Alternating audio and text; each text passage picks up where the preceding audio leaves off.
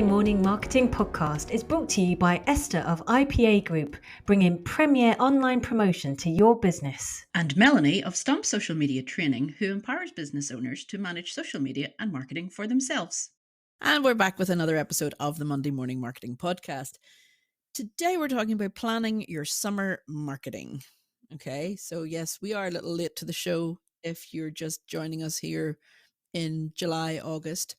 But at the time of recording, it is beautifully sunny in Northern Ireland and the Republic of Ireland. So we decided that, we might want to take time off today. In order to do that, to enjoy the sunshine, we had to have planned our marketing. Have we done that, Melanie? Well, largely, yes. I mean, you and I, we spend a fair bit of time planning with our VA about what the content is going to be per month.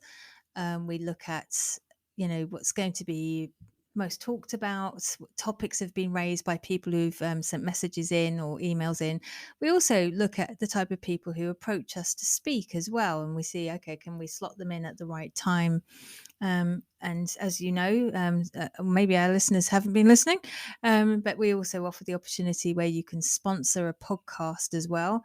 So, if you've got an activity or an event coming up at a certain time of year, we would let people know about that, and then they can, sponsor the podcast for that month or that quarter, whatever you're looking for. Yeah. So it's really just getting ahead of yourself and working out, well, what are the expectations of our business? See, everything we do, you and I, we're in the business of managing expectations. Yes. And not just our customers, but our own as well. So what kind of goals or ultimate aims? What's your mission and vision? I mean, literally looking and planning ahead is incorporating all 170 odd podcasts that we've talked about. So it's no small feat. I do get that. So I would think first and foremost for planning my summer marketing is, what are my goals and objectives? What do I want to get out of it, and what do my customers expect of it? Yeah, because, well, a lot of times in our line of business, which is strategy and digital marketing training, there's no courses going on over the summer. So your marketing, for example, Melanie, would be more talking about what's coming up in September, October, etc., and after the summer break. Whereas with me having websites, those can be year round.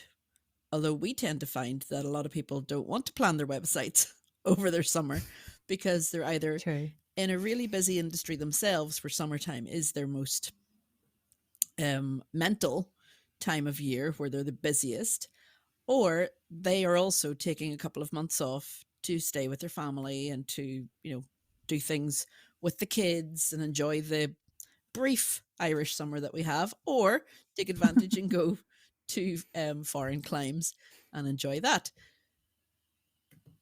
But there's lots of things to take into account. I mean, it really depends on if you're getting new staff, or you're moving new locations, or changing suppliers. When it's one thing we hate in this podcast is the word "it depends." It depends, yes.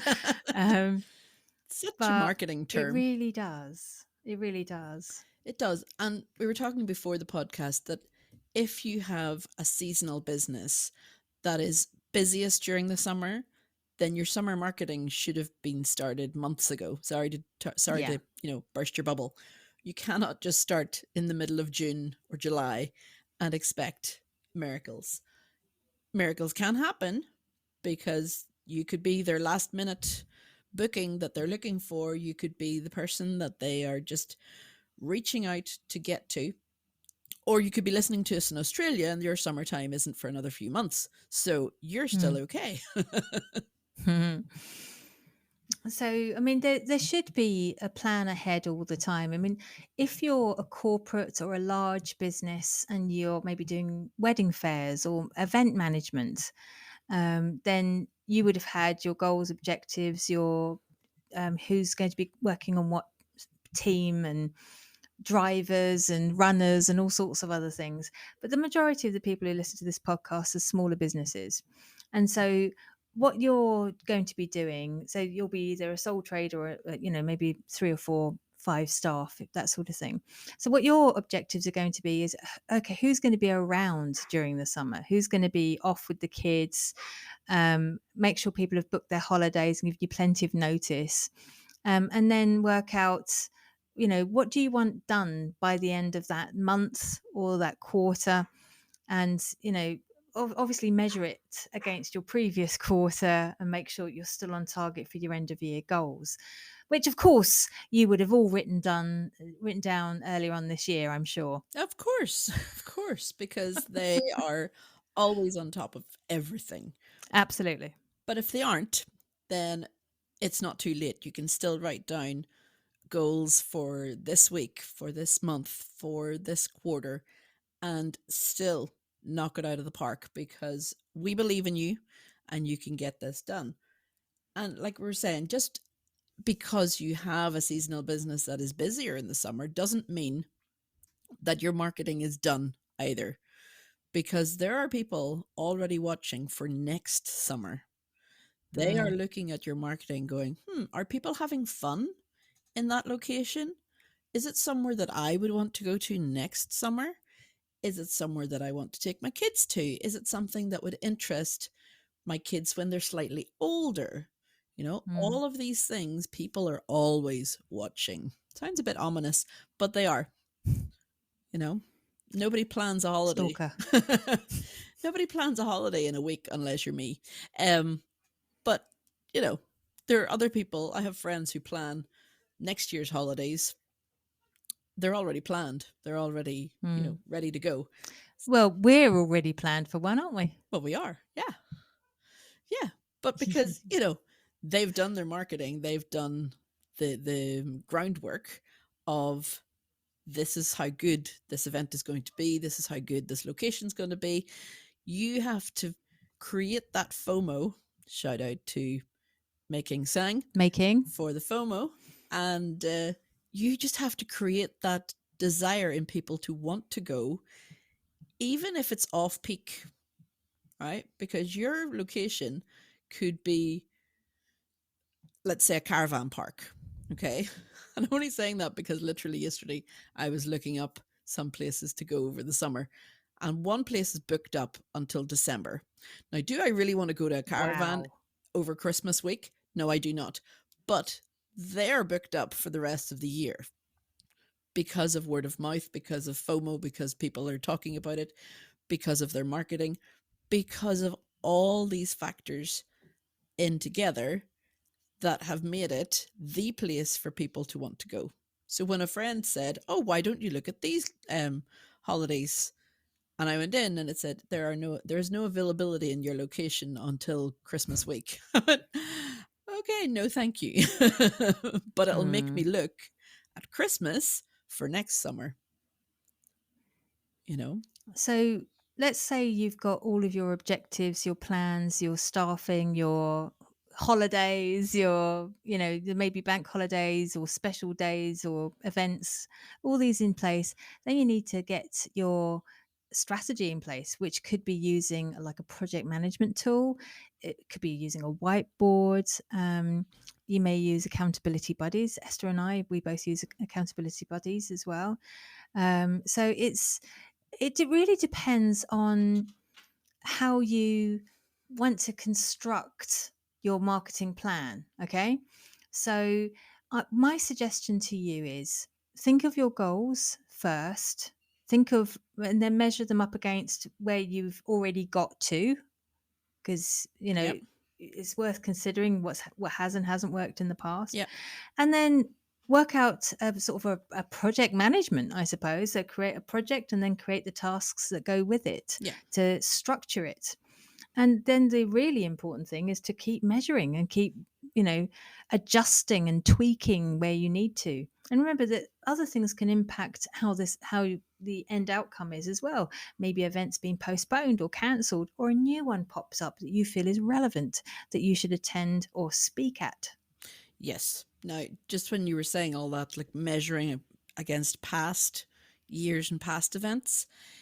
Hmm. Just remember at the time of recording that people are still only coming out of their COVID bubbles now.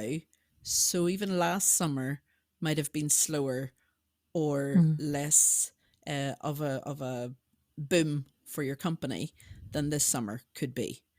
Okay, because people, myself included, I went nowhere last year. I was, well, other reasons for that too. But I found that a lot of people were still staying local and doing things locally, whereas this year, maybe the cost of living crisis will impact what your business achieves over the summertime. Maybe your staff won't want to go away on holiday, they'll just be staying around and could be more flexible if you needed them to come in for a day, if you have a bricks and mortar business, for example. But don't, I mean, the last few years have just been an absolute nightmare in terms of being able to track from one year to the next. I mean, there has not been a Mm. consistency going on over the last 2, 3 years. So don't worry if last year's numbers were hopping and this year's are less. Just remember there are other things and other factors going on in the world that are affecting a lot of people right now. Mm. So yeah, it depends. In summary.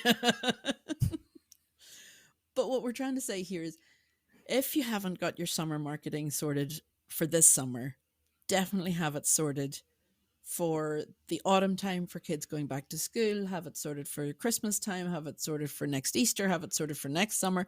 Have a plan in place. It is never too late to start your plan, and it is never too early to plan ahead. Amen to that. That should be one of our sayings. I like that. Yeah, it should. Okay, so on that note, we will leave you for this week, and hopefully next week we will see you back for more Monday Morning Marketing. Until then, bye bye. Bye. We sounded really efficient there, didn't we? So now our next t-shirt's going to say that phrase that I just said that I now can't remember. It's good we've got a podcast, really, isn't it? Isn't it? Go back and listen. Yeah, but do you listen to the podcast, Esther, or is it just me? Of course I do. Yeah. Yeah, I do. How do you think the show notes get written? Oh, touche.